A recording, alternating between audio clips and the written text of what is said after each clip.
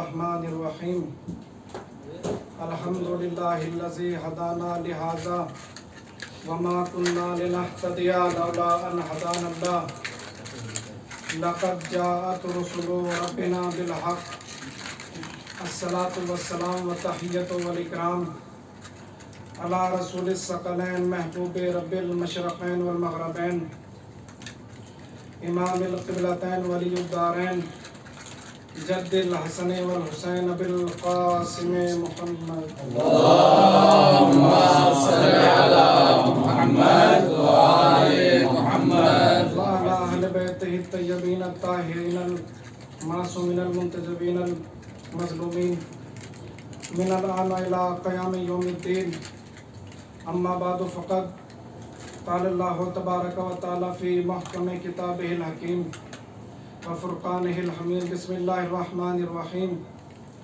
واللہ اخرجکم من بطون امہاتکم لا تعلمون شیئا وجعل لکم السماء والابصار والافئدۃ لعلکم تشکرون صلوات پڑھیں محمد وآل اللهم صل على محمد وآل محمد. عزیزان گرامی قدر اور برادران عزیز، آج شام 1443 ہجری کا آخری سورج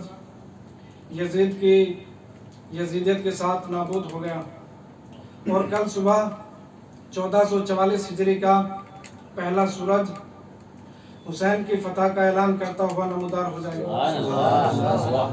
محرم الحرام حق اور باطل کے درمیان امتیاز پیدا کرنے کا نام ہے۔ محرم الحرام صدق اور کذب کے درمیان تمیز پیدا کرنے کا نام ہے۔ محرم الحرام سچ اور جھوٹ کے درمیان تمیز پیدا کرنے کا نام ہے۔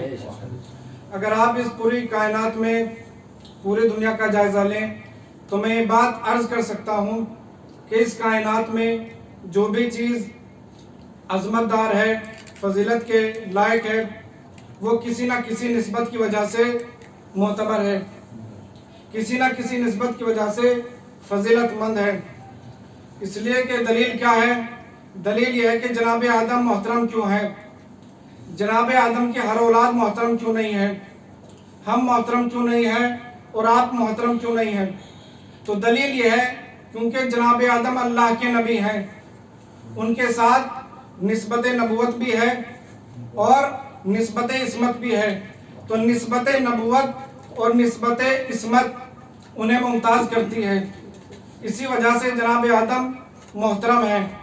اس کے بعد جناب نوح محترم کیوں ہیں، جناب ابراہیم محترم کیوں ہیں؟ تو جواب ملتا ہے کہ جناب ابراہیم خلیل ہیں، دوست ہیں، تو دوست تو دنیا میں بھی اور بہت ہیں، لیکن کیونکہ وہ اللہ کے دوست ہیں، جناب ابراہیم اللہ کے دوست ہیں، اس لیے وہ محترم ہے، اس لیے وہ معتبر ہے۔ تو اس کائنات میں بڑی حسین بلڈنگیں ہیں اور بھی بہت اچھی اچھی عمارتیں ہیں، یہ خانہ کعبہ ہی محترم کیوں ہے؟ یہ خانہ کعبہ ہی محترم کیوں ہے؟ تو جواب ملے گا کیونکہ وہ اللہ کا گھر ہے، اس لیے معتبر ہے۔ اس پوری کائنات میں عرب کے اندر بہت سارے شہر ہیں، یہ مکہ مکرمہ ہی معتبر کیوں ہے؟ تو جواب ملے گا کیونکہ وہ اللہ کا شہر ہے، اس لیے وہ معتبر ہے۔ عرب کے اندر تو اور بھی بہت زیادہ شہر ہیں، یہ مدینہ منورہ ہی محترم کیوں ہے؟ تو جواب ملے گا کیونکہ سرکار رسالت مآب نے، پیغمبر اسلام نے، طٰہٰ نے، یاسین نے سرزمین مدینہ پر اپنے قدم رکھے، مکے سے ہجرت کر کے مدینے میں آئے، اس لیے وہ معتبر ہو گیا، اس لیے وہ معتبر ہو گیا۔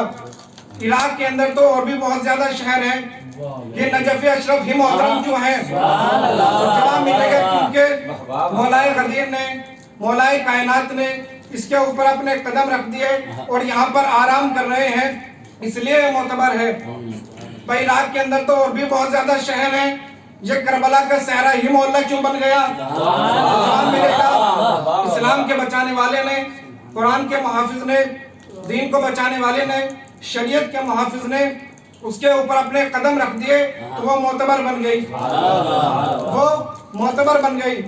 تو ہمیں پتہ چلا کہ مکہ محترم کیوں ہے؟ کیونکہ وہاں پر خانہ کعبہ ہے۔ مدینہ محترم کیوں ہے؟ رسول نے اپنے قدم رکھے۔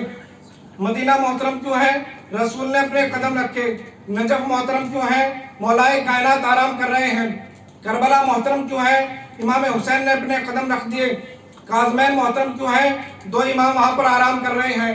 سامرہ محترم کیوں ہے؟ دو امام وہاں پر آرام کر رہے ہیں۔ مشہد محترم کیوں ہے؟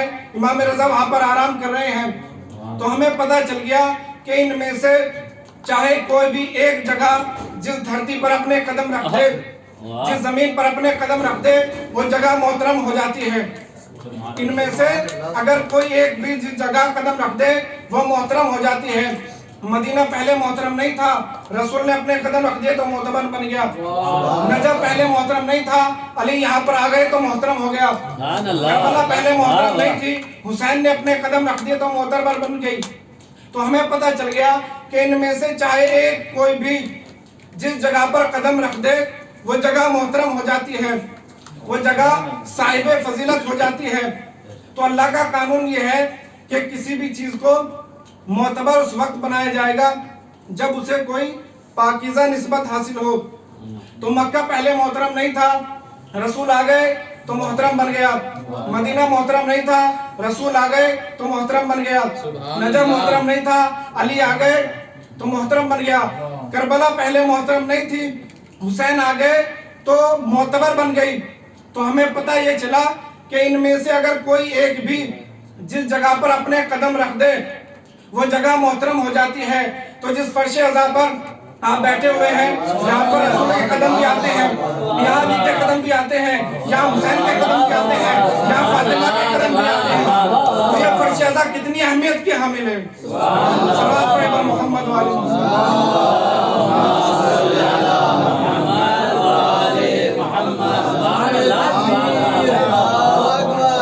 تکبیر رسالہ یا رسول اللہ، رسالہ یا رسول اللہ، حیدری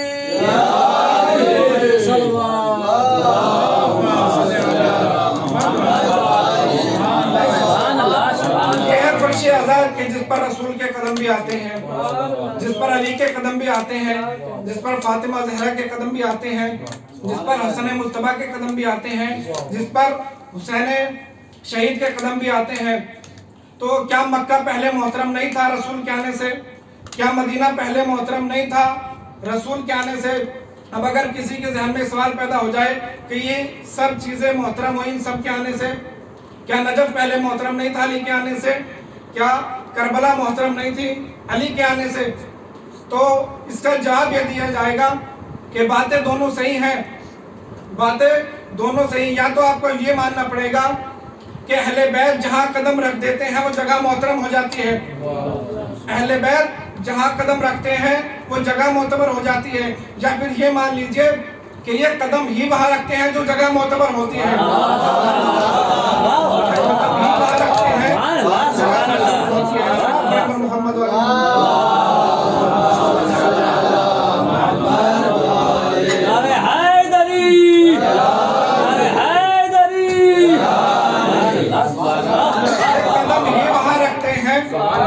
جگہ معتبر ہوتی ہے۔ تو میں نے آپ حضرات کے سامنے سورہ نحل کی 78ویں آیت کو تلاوت کرنے کا شرف حاصل کیا، جس میں ارشاد خداوندی ہو رہا ہے، بسم اللہ الرحمن الرحیم، واللہ اخرجکم من بطون امہاتکم لا تعلمون شیئا۔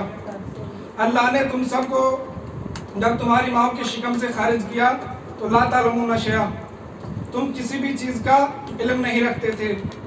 یعنی پتہ چلا کہ جب انسان پیدا ہوا تو جاہل پیدا ہوا، لیکن جب اس جاہل انسان نے ترقی کی راہوں پر قدم رکھا تو اس جاہل انسان نے اپنے علم کے ذریعے یونیورسٹی کھولی، اسی جاہل انسان نے اپنے علم کے ذریعے مائک بنایا، اسی انسان نے اپنے علم کے ذریعے موبائل بنایا، اسی انسان نے اپنے علم کے ذریعے ہواؤں میں اڑنے لگا، یہی انسان اپنے علم کے ذریعے ہواؤں میں اڑنے لگا۔ لیکن جب پیدا ہوا تھا تو جاہل پیدا ہوا تھا۔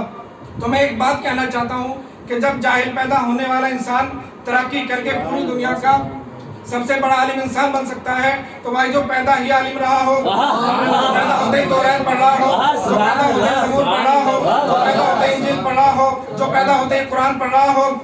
اب اگر وہ مسجد کوفہ کے منبر سے اعلان کرے سلونی سلونی جو چاہو مجھ سے پوچھ لو، تو اس میں کیا حیرت کی بات ہے؟ محمد والے محمد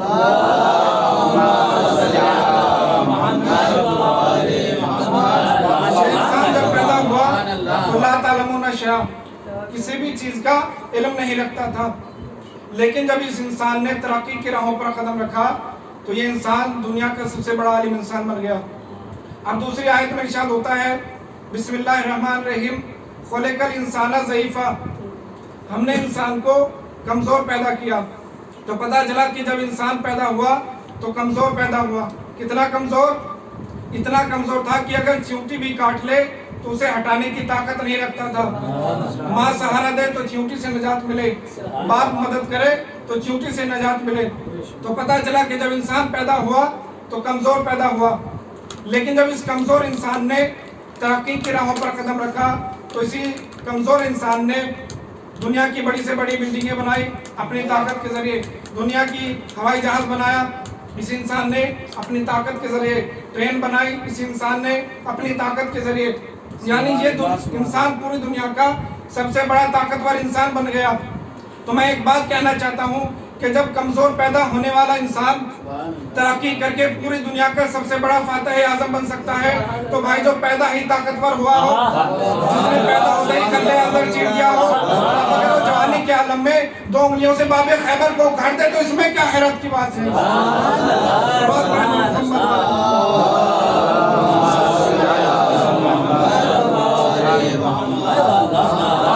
انسان جب پیدا ہوا تو کمزور پیدا ہوا، اور ایک عام انسان کی تو ہم بات ہی نہیں کرتے۔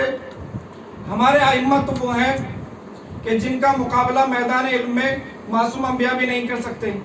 دلیل کیا ہے؟ دلیل کے طور پر آپ کو ایک چھوٹا سا واقعہ سناتا ہوں، واقعہ سنا ہوا ہے لیکن ایک نئے نتیجے کی طرف متوجہ کرنا ہے۔ ایک مرتبہ جناب عیسیٰ علیہ السلام اپنے اصحاب کے ساتھ راستے سے جا رہے تھے۔ آپ نے ایک انسان کو دیکھا، ایک شخص کو دیکھا، اور دیکھنے کے بعد اپنے اصحاب سے کہا کہ یہ شخص آج شام تک مر جائے گا۔ تو جب نبی نے کہا تو اصحاب کو مان لینا چاہیے تھا، مگر نہیں مانے، اس کی تلاش میں لگے کہ دیکھتے ہیں مرتا ہے یا نہیں مرتا ہے۔ اب شام کو اصحاب اس کے دروازے پر پہنچے، جا کر اصحاب نے کیا دیکھا کہ وہ شخص تو اپنی بیوی بچوں کے ساتھ بیٹھا ہوا کھانا کھا رہا ہے۔ اب اصحاب دوڑے ہوئے نبی کی خدمت میں آئے، کہا یا نبی اللہ، آپ نے تو کہا تھا کہ وہ شخص آج شام تک مر جائے گا، مگر وہ تو زندہ ہے، کہا مجھے اس کے پاس لے کر چلو۔ اب جناب عیسیٰ اس کے پاس آئے، آنے کے بعد اس سے سوال کیا کہ یہ بتا کہ تو نے آج صبح سے لے کر شام تک کون سا نیک کام انجام دیا ہے؟ اس نے کہا یا نبی اللہ، میں ایک لکڑہارا ہوں، جنگل سے لکڑیاں اکٹھی کرتا ہوں اور ان کو لے جا کر بازار میں بیچ دیتا ہوں، لیکن آج اتفاق سے میری لکڑیاں نہیں بکی تو میں ان کو لے کر گھر آ گیا، اور ابھی میں کھانا کھانے کے لیے ہی بیٹھا تھا کہ فقیر آ گیا، میں نے اپنی روٹیاں اٹھا کر اس فقیر کو دے دی۔ بس جیسے جناب عیسیٰ نے سنا، ایک مرتبہ کہا کہ بس یہی تیری زندگی کا سبب بنا، ورنہ تجھے آج موت آنے والی تھی، کیونکہ تو نے صدقہ دے دیا ہے، اب تجھے تیری موت زندگی میں تبدیل ہو گئی۔ تو جناب عیسیٰ نے لوہے محفوظ پر دیکھ کر بتا دیا کہ اس کے نام کے سامنے موت لکھی ہوئی ہے، لیکن جناب عیسیٰ کو اس بات کا پتہ نہیں تھا کہ خداوند عالم اس کی زندگی کی تحریر بدلنے والا ہے۔ کیوں؟ اس لیے کہ خداوند عالم قرآن کریم میں ارشاد فرما رہا ہے یمحو اللہ ما یشاء و یثبت، اللہ جس حکم کو چاہتا ہے ثابت رکھتا ہے اور جس حکم کو چاہتا ہے بدل دیتا ہے۔ تو جناب عیسیٰ نے لوہے محفوظ پر دیکھ کر بتا دیا کہ اس کے سامنے موت لکھی ہوئی ہے، لیکن جناب عیسیٰ کو اس بات کا علم نہیں تھا کہ خداوند عالم اس کی زندگی کی تحریر بدلنے والا ہے۔ تو جناب عیسیٰ کو لوہے محفوظ کی پہلی تحریر کا علم تھا، جناب عیسیٰ کو لوہے محفوظ کی بدلی ہوئی تحریر کا علم نہیں تھا، مگر ہمارے اماموں کی شان کو دیکھیے، وہ لوہے محفوظ کی پہلی تحریر کا بھی علم جانتے ہیں، وہ لوہے محفوظ کی بدلی ہوئی تحریر کا بھی علم جانتے ہیں، اور اس کی زندہ دلیل یہ ہے، راہب اور حسین کا واقعہ گواہ ہے۔ راہب کی زندگی میں پہلے اولاد نہیں تھی، مگر امام حسین نے بتا دیا کہ ہم جانتے ہیں کہ خداوند عالم اس کی تقدیر میں औलाद लिखने वाला है। सलात पर मोहम्मद वाला।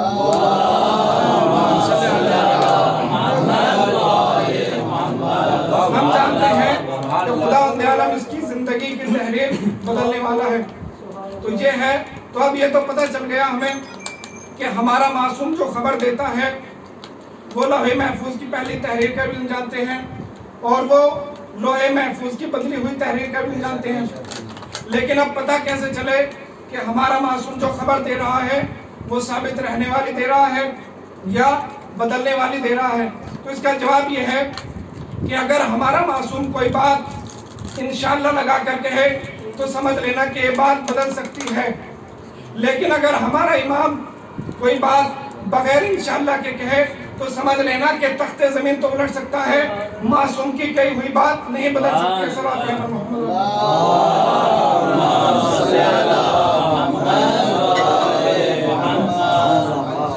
मासूम जो खबर देता है, अगर हमारा इमाम कोई बात इंशाअल्लाह लगा कर कहे तो समझ लेना कि ये बात बदल सकती है।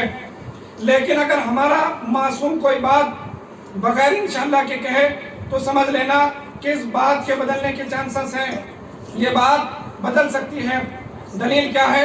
दलील ये है कि जब दावत ज़ुल अशीरा में पैगंबर इस्लाम ने अपनी मदद का ऐलान किया और कहा कि जो मेरी मदद करेगा वो मेरा खलीफा होगा, वो मेरा जानशीन होगा, तो मौलाए कायनात ने कहा लब्बैक या रसूलल्लाह, या रसूलल्लाह मैं आपकी मदद करूंगा। तो पैगंबर इस्लाम ने कहा या अली अंता खलीफती, ए अली आप मेरे खलीफा भी हैं। यानी पैगंबर इस्लाम ने बगैर इंशाअल्लाह के अली की खिलाफत का ऐलान करके बता दिया कि तख्ते ज़मीन तो उलट सकती है, अली की खिलाफत नहीं बदल सकती।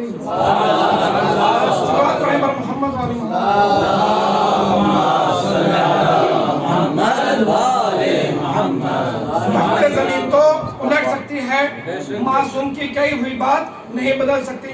इसी तरह जब खैबर के मैदान में 39 दिन तक खैबर फतह न हुआ तो पैगंबर इस्लाम ने बगैर इंशाअल्लाह के कहा था लोतियन्ना रायता खदम रजुलन करारन गैर फरारन, कल मैं अलम उसको अता करूंगा जो मर्द होगा, कल मैं अलम उसको अता करूंगा जो मर्द होगा, करार होगा, गैर फरार होगा। यानी पैगंबर इस्लाम ने कहा कि कल मैं अलम अता करूंगा। अब यहाँ पर दो चीज़ें हैं, एक होता है किसी चीज़ को देना और एक होता है किसी चीज़ को अता कर देना। दोनों में फ़र्क क्या है? दोनों में फ़र्क ये है कि अगर कोई चीज़ दी जाए तो वो वापस ली जा सकती है, लेकिन अगर कोई चीज़ अता कर दी जाए तो वो वापस नहीं ली जाती, वो शख्स की मिल्कियत बन जाती है, चाहे उसे रखे या तकसीम कर दे। तो जब सूरह बरात नाजिल हुआ तो पैगंबर इस्लाम ने किसी को सूरह बरात दे दिया, उसके बाद सूरह बरात को वापस ले लिया। लेकिन खैबर के मैदान में अलम अता हुआ था इसलिए वापस नहीं हुआ, खैबर में अलम अता हुआ था इसलिए वापस नहीं हुआ। और उसकी जिंदा दलील ये है कि आज अलम अली वालों के यहाँ है, गैरों के यहाँ नहीं है। उसकी जिंदा दलील ये है कि आज अलम अली वालों के यहाँ है, गैरों के यहाँ नहीं है। इसी तरह जनाब सुलेमान ने बारगाह खुदावंदी में दुआ की, परवरदिगार काला रब्बिग़फिरली व हबली मुल्कन, परवरदिगार मेरी खता को माफ़ कर दे और मुझे ऐसी हुकूमत दे दे जो आज से पहले किसी को न दी हो। अब खुदावंद आलम ने जनाब सुलेमान की दुआ को कबूल फरमाया, लेकिन जब उसने दुआ कबूल फरमाई और उसने हुकूमत देने का ऐलान किया तो उसने अल्फाज को बदल कर ऐलान किया, फरमाया हाजा अता होना, ये हुकूमत है सुलेमान हमने आपको अता कर दी। लेकिन जनाब सुलेमान ने क्या कहा था? परवरदिगार मुझे एक ऐसी हुकूमत दे दे। लेकिन खुदा ने क्या कहा? खुदा ने कहा हाजा अता होना, ये हुकूमत हमने आपको अता कर दी है, अब चाहे तो इसे रखो या तकसीम कर दो, हम तुमसे इसका कोई हिसाब नहीं लेंगे। कितनी बड़ी हुकूमत थी जनाब सुलेमान की, हवाओं पर हुकूमत, फिजाओं पर हुकूमत, दरख्तों पर हुकूमत, इंसानों पर हुकूमत, जिन्नात पर हुकूमत, यहाँ तक कि एक पत्ता भी जनाब सुलेमान की इजाज़त के बगैर नहीं हिल सकता था। इतनी बड़ी हुकूमत थी जनाब सुलेमान की। तो सुलेमान को अल्लाह ने जो हुकूमत अता की थी, मेरे मौला अली ने उसी हुकूमत के बराबर, उसी हुकूमत के मिसल हालत रुकू में ज़कात अता कर दी थी। मेरे मौला अली ने उसी हुकूमत के मिसल, उसी हुकूमत के बराबर हालत रुकू में ज़कात अदा करती थी। तो जब हुकूमत की बात आई तो ये बात बयान करता चलूँ, मौलाए कायनात मस्जिद में तशरीफ़ फरमा है। मौलाए कायनात मस्जिद में बैठे हुए हैं, इतने में दरवाजे से इब्न अब्बास दाखिल हुए। जैसे इब्न अब्बास दाखिल हुए, मौलाए कायनात ने कहा, ऐ इब्न अब्बास, ये बताओ, ये जो मेरी जूतियाँ रखी हुई हैं, इनकी कीमत क्या है? ये ज़ाहिरी कीमत की बात हो रही है, वरना अली की जूतियाँ तो ताज सुलेमानी से भी महंगी हैं। जैसे मौलाए कायनात ने कहा, इब्न अब्बास, ये बताओ, ये जो मेरी जूतियाँ रखी हुई हैं, इनकी कीमत क्या है? एक मरतबा इब्न अब्बास ने उन जूतियों की तरफ देखा, देखने के बाद कहा, या अली, ये बोसीदा हो चुकी हैं, या अली, ये खराब हो चुकी हैं, या अली, ये फट चुकी हैं, अब इनकी कोई कीमत नहीं है। मौलाए कायनात ने कहा, इब्न अब्बास, तुम्हारी निगाहों में इन फटी हुई जूतियों की कोई कीमत नहीं है? कहा, हाँ या अली, ये फट चुकी हैं, ये खराब हो चुकी हैं, अब इनकी कोई कीमत नहीं है। एक मरतबा मौलाए कायनात ने कहा, इब्न अब्बास, जिस तरह तुम्हारी निगाहों में इन फटी हुई जूतियों की कोई कीमत नहीं है, इसी तरह मेरी निगाहों में तुम्हारी दी हुई खिलाफत की कोई कीमत नहीं है। तो मैं कहता हूँ कि जो लोग कहते हैं कि बाद रसूल अली ने तलवार क्यों ना उठाई, अली ने अपना हक क्यों नहीं मांगा, अरे जिस खिलाफत की कीमत अली की निगाहों में फटी हुई जूतियों से भी कमतर हो, उस खिलाफत के लिए अली तलवार क्या उठाता? अली तो उस बादशाहत का नाम है कि अगर ज़कात भी निकालता है तो ताज सुलेमानी के बराबर निकालता है।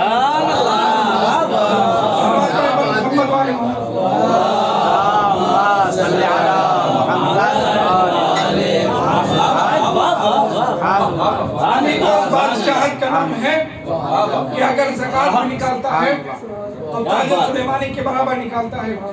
यह है फजीलत मौलाए कायनात की। और क्या है फजीलत मौलाए कायनात?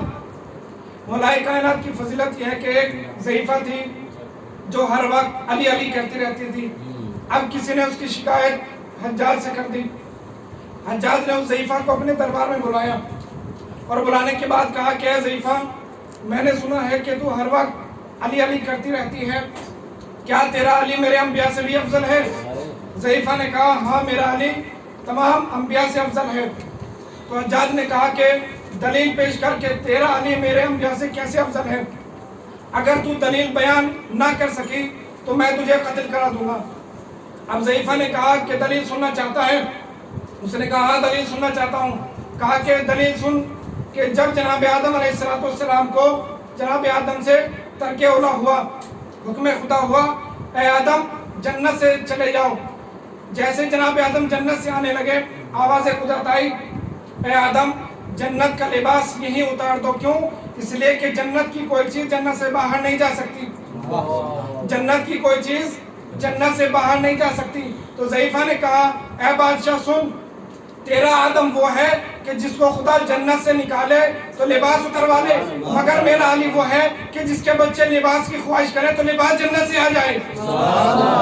जिसके बच्चे लिबास की ख्वाहिश करें तो लिबास जन्नत से आ जाए। उसके बाद बादशाह कहता है कि ये बता कि तेरा अली मेरे मूसा से कैसे अफजल है? ज़ईफ़ा ने कहा, दलील सुनना चाहता है? कहा, हाँ, दलील पेश कर। ज़ईफ़ा ने कहा कि जब जनाब मूसा अलैहिस्सलाम को दरबार फ़िरौन में बुलाया गया और जनाब मूसा ने आने के बाद अपने असे को ज़मीन पर फेंका, जैसे ही अपने असे को ज़मीन पर फेंका तो वो अज़दहा बन गया। जैसे ही अज़दहा बना, उसने तमाम सांपों को निगल लिया। उसके बाद हुक्म खुदा हुआ, ऐ मूसा, अपने इस असे को उठा लो। अब जैसे ही जनाब मूसा उसकी तरफ बढ़े, एक मरतबा डर गए। तो ज़ईफ़ा ने कहा, ऐ बादशाह, दलील सुन। दलील ये है कि तेरा मूसा वो है कि जो अज़दहे को हाथ लगाने से डर जाए, मगर मेरा अली वो है कि जिसने झूले के अंदर अज़दहे को 2 हिस्सों में तकसीम कर दिया। मेरा अली वो है कि जिसने अज़दहे को 2 हिस्सों में तकसीम कर दिया। उसके बाद बादशाह कहता है कि ये बता कि तेरा अली मेरे ईसा से कैसे अफजल है? ज़ईफ़ा ने कहा, दलील सुनना चाहता है? दलील ये है कि जनाब ईसा का मौजज़ा ये था कि जनाब ईसा मुर्दों को जिंदा करते थे तो अल्लाह की मर्जी से जिंदा करते थे। जनाब ईसा जब मुर्दों को जिंदा किया करते थे तो अल्लाह की मर्जी से जिंदा किया करते थे। ज़ईफ़ा ने कहा, दलील सुन। दलील ये है कि तेरा ईसा वो है कि अगर किसी मुर्दे को जिंदा करता है تو اللہ کی مرضی سے زندہ کرتا ہے، مگر میرا علی وہ ہے کہ اگر کسی مردے کو ٹھوکر مار دے تو وہ کلمہ پڑھتا ہوا زندہ ہو جاتا ہے۔ اگر کسی مردے کو ٹھوکر مار دیتا ہے تو وہ کلمہ پڑھتا ہوا زندہ ہو جاتا ہے۔ صلوات پڑھیں محمد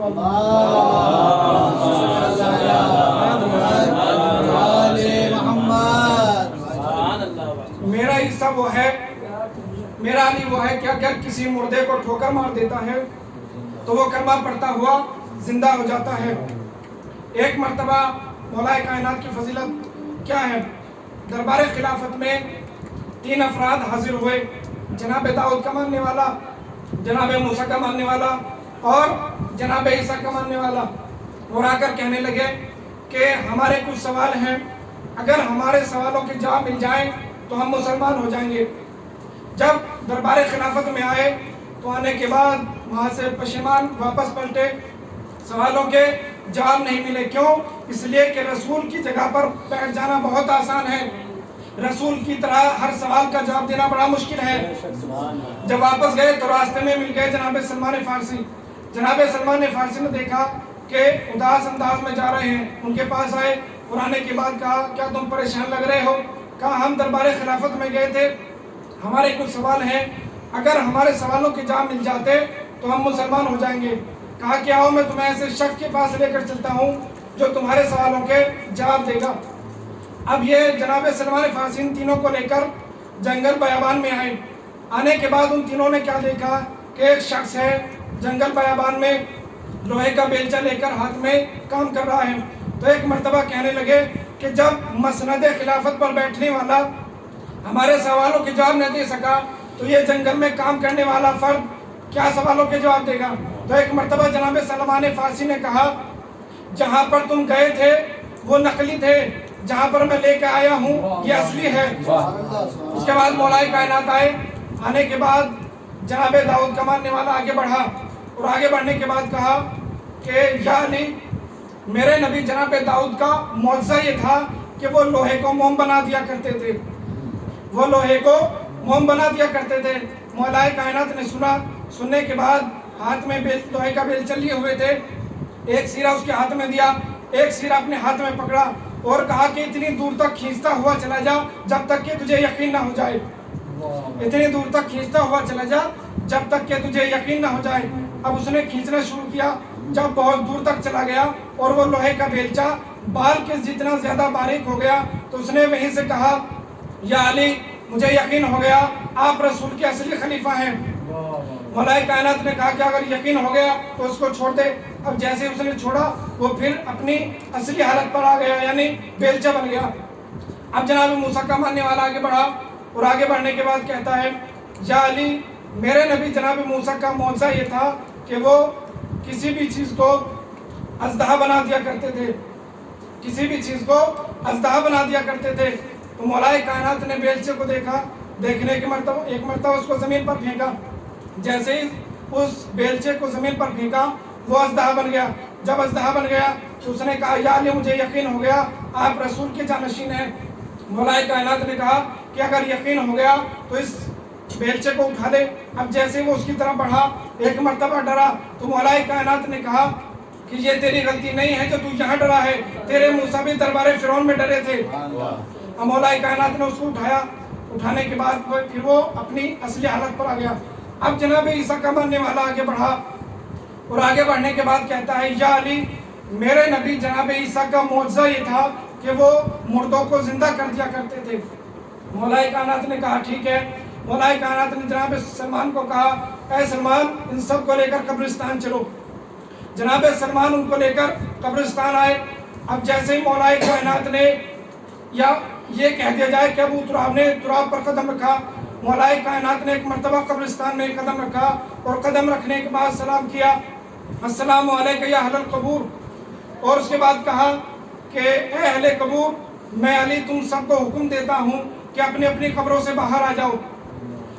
جیسے مولا کائنات کا یہ جملہ سنا ایک مرتبہ قبریں پھٹنا شروع ہو گئی، کسی قبر سے 500 آدمی نکل رہے ہیں، کسی قبر سے 250 آدمی نکل رہے ہیں، کسی قبر سے 150 آدمی نکل رہے ہیں، کسی قبر سے 100 آدمی نکل رہے ہیں۔ تو ایک مرتبہ اس نے دیکھا، جناب عیسیٰ کے ماننے والے نے کہا کہ یا علی، یہ ایک قبر سے اتنے افراد کیوں نکل رہے ہیں, کسی سے 250 نکل رہے ہیں؟ تو مولا کائنات نے کہا کہ میں نے کہا تھا کہ آج میں تمہارے ان مردوں کو زندہ کر کے دکھاؤں گا جو تمہاری نسلوں میں ہزاروں سال پہلے مر چکے ہیں, جن کا گوشت ہڈیاں بھی خراب ہو چکی ہیں. تو اس کے بعد جب تمام کے تمام قبر سے باہر آ گئے, پورا کا پورا مجمع وہاں پر اکٹھا ہو گیا, تو ایک مرتبہ جناب عیسیٰ کا ماننے والا آگے بڑھا اور ان سے باتیں کرنے لگا. جب باتیں تمام ہو گئی اور وہ سب اپنی اپنی قبروں میں جانے لگے, تو ان میں سے ایک شخص نے کہا, اے جناب عیسیٰ کے ماننے والے, تجھے کچھ تعجب نہیں ہو رہا ہے؟ کہا کیسا تعجب؟ کہا کہ تجھے تعجب نہیں ہو رہا ہے, ہم تو مر گئے تھے, ہماری تو ہڈیاں بھی خراب ہو چکی تھی, ہم دوبارہ کیسے زندہ ہو گئے؟ اگر تجھے یقین نہیں ہو رہا تو ہم بتا دیتے ہیں کہ جیسے ہی شخص علی نے قبرستان میں قدم رکھا اور ہمیں سلام کیا تو ہمارے دلوں میں علی کی محبت پیدا ہو گئی. جیسے ہی شخص علی نے قبرستان میں قدم رکھا تو اور اس نے ہمیں سلام کیا تو ہمارے دلوں میں علی کی محبت پیدا ہو گئی. جب ہمارے دلوں میں علی کی محبت پیدا ہو گئی تو خدا نے ہمیں ہڈیاں بھی دیں, خدا نے ان پر گوشت بھی دیا, خدا نے ہمارا پورا جسم دیا اور پھر اس پورے جسم میں روح کو بھی داخل کر دیا. اب یہ جملہ کہہ کر وہ سب کے سب چلے گئے, لیکن ہمارے کہنے کے لیے 2 جملے چھوڑ کر چلے گئے. جملے کیا ہیں کہ زندگی عشق علی کا نام ہے اور موت بغض علی کا نام ہے. زندگی عشق علی کا نام ہے اور موت بغض علی کا نام ہے. یہ محبت علی ہے جو آپ یہاں پر سب جمع ہوئے ہیں, اور وہ بغض علی تھا جو کربلا میں خون بہایا گیا. کربلا محلہ میں جو خون بہایا گیا یہ سب بغض علی کا نتیجہ تھا. ہاں زداران مظلوم کربلا, آج محرم کی چاند رات ہے. آج رونے کے لیے یہی جملہ کافی ہے کہ آج محرم کی چاند رات ہے. ہاں زداران مظلوم کربلا, جیسے ہی محرم کا چاند فلک پر نمودار ہوتا ہے ہم سب کے دل تڑپ جاتے ہیں اور رونے کے لیے آمادہ ہو جاتے ہیں. لیکن ذرا تصور کیجئے کہ آج ہم نے 1400 سال کے بعد یہ چاند دیکھا تو ہماری آنکھوں سے آنسو نکل آئے.